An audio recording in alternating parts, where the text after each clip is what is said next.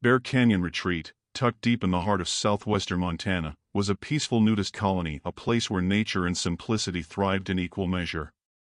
The retreat sat in a valley surrounded by dense pine forests, its boundaries marked by the rushing waters of Bear Creek and a jagged line of towering mountains. For the 30 or so members of the retreat, it was a haven of freedom, far removed from the chaos of the outside world. It was the kind of place where the biggest excitement was a moonlit bonfire or the occasional sighting of an elk or deer grazing near the edges of the clearing. But in the spring of 1979, something far more unsettling arrived at Bear Canyon, and it would be remembered for years to come. It all began in late May, just as the final snows melted from the surrounding mountains, and the air took on that sweet smell of blooming wildflowers. Nora Benson, one of the retreat's original founders, was lounging by the communal fire pit one evening, gazing up at the fading light. The sun had dipped behind the mountains, leaving the sky painted in hues of pink and gold. She was alone, the other members inside preparing for dinner. The stillness of the valley always calmed her, and tonight, it seemed particularly quiet. No birds, no rustle of wind in the trees, just silence. She heard it then, a low, guttural growl, distant but unmistakable. It rumbled through the air, sending a chill down her spine. Nora sat up, her heart pounding. She scanned the tree line but saw nothing. Could it be a bear? Bears weren't uncommon in these parts, but they usually kept their distance. She stood and listened again. For a long moment, there was nothing.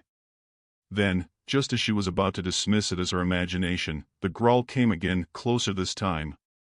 That night, Nora locked her cabin door for the first time in years.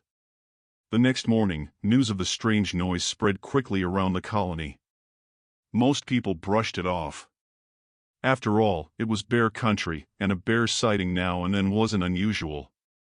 But Nora couldn't shake the feeling that something was off, something deeper than just a curious grizzly wandering through the woods. Others soon began to share their own unsettling encounters.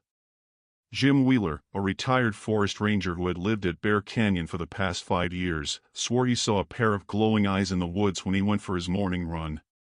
Too tall to be a bear, he insisted. And those eyes orange, like embers in a fire.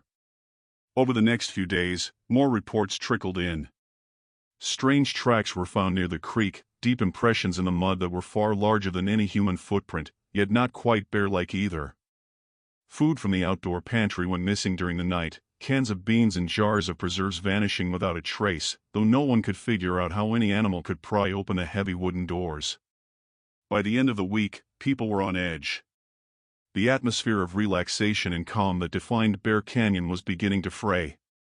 Still, no one wanted to admit outright fear until the night of the full moon. It was just past midnight when the screams erupted from one of the cabins on the far side of the retreat. Nora, jolted awake, grabbed a flashlight and ran barefoot into the clearing. Other residents, equally alarmed, gathered around as well. The screams were coming from Angie Miller's cabin, one of the newer residents who had moved in a few months prior. Her door was ajar, and when Nora cautiously pushed it open, they found Angie inside, huddled in the corner, wide-eyed and trembling. It was outside the window, Angie gasped, barely able to speak through her terror. It was staring at me. What was it? Nora asked, her pulse racing. I don't know, Angie sobbed. It wasn't a bear. It was tall, hairy, like a man, but not. Its eyes were glowing, and it made this horrible sound. Like it was growling, but deeper, angrier. Jim knelt beside Angie, trying to calm her down. Could have been a mountain lion. They can get pretty big. No, Angie whispered, shaking her head. It was standing. On 2 legs. A nervous murmur rippled through the crowd. 2-legged? That wasn't a mountain lion or a bear. That wasn't anything they were familiar with. Over the next several days, tension gripped the retreat. No one ventured far from their cabins after dark, and those who did stayed close to the fire pit, where the flames offered some semblance of safety. Still, strange happenings continued. One morning, they found the large welcome sign at the entrance to the retreat, which had stood for years, torn from the ground and flung into the creek. More footprints appeared, this time closer to the cabins, and the food stores continued to be raided. Worst of all, the growls of those deep, menacing growls came almost every night, sometimes so close it felt like whatever it was could break through their walls. One evening, Jim, tired of the growing fear and convinced it was nothing more than a rogue animal, took it upon himself to investigate. He set out at dusk, rifle in hand, determined to track whatever it was that had been terrorizing them. He promised to be back by morning. But Jim never returned.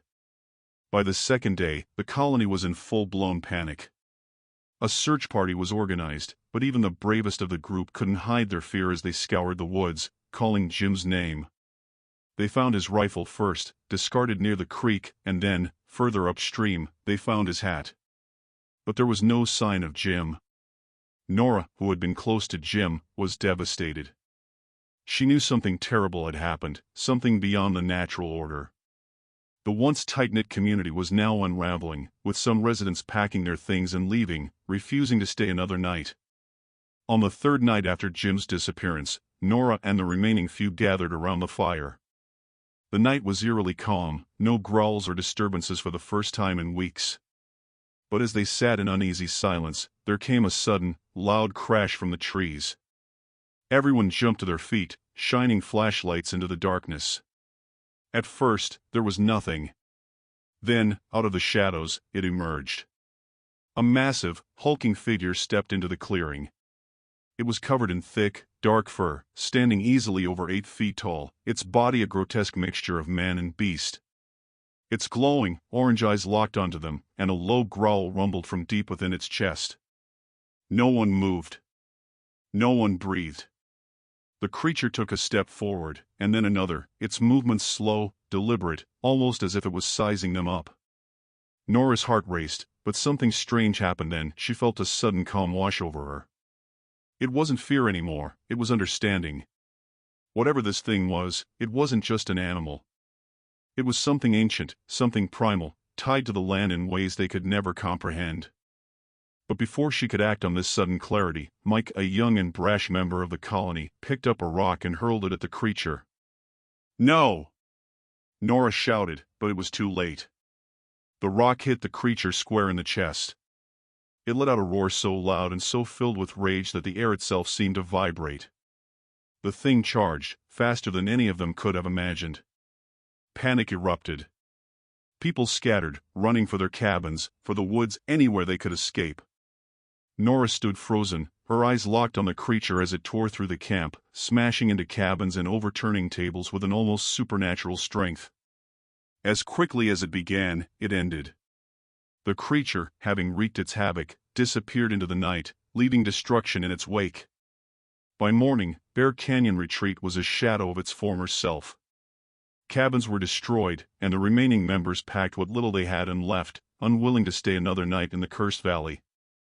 Nora was one of the last to leave. As she stood at the edge of the clearing, looking out over the ruins of the place she had called home for so long, she felt a deep sadness.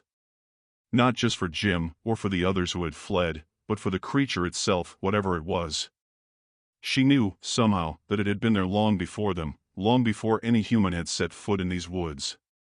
And it would remain, long after they were gone.